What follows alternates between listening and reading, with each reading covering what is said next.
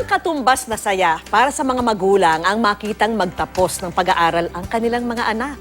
Kaya ang mga magulang ng mga batang Maranao sa Marawi laking pasasalamat dahil kahit na nahuli ang kanilang mga anak sa pag-aaral dahil sa gyera ay nagpursige pa rin sila.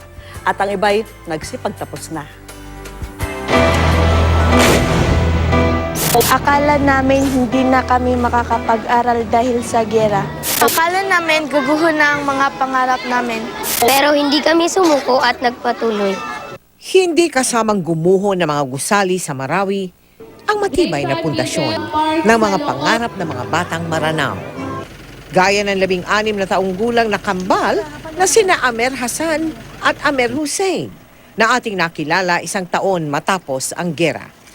Tulad ng ibang istruktura, wala na rin halos natira sa bahay na kanilang kinalakhan. Naglaho rin ang kanilang eskwelahan. Ito po ang eskwela namin. Ito. Dito na sila napilitang lumipat sa Camp Bagong Amay Pakpak Elementary School. Kabilang din sila sa mga unang nakagamit ng ating ipinatayong 4 na kapuso classroom dito. Ang kauna-unahang mga istrukturang naipatayo sa Marawi matapos ang gera. At matapos ang kanilang pagpupursigi sa pag-aaral, gumraduate na sa elementary ang kamba. Akala ko nung nagila ng Marawi, hindi na ako makakuan. Pag-aaral kasi sila na yung eskwela namin.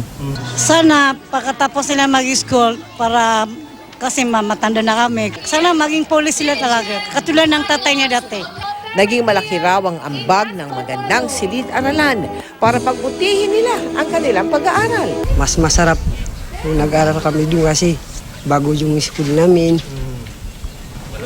Malamig.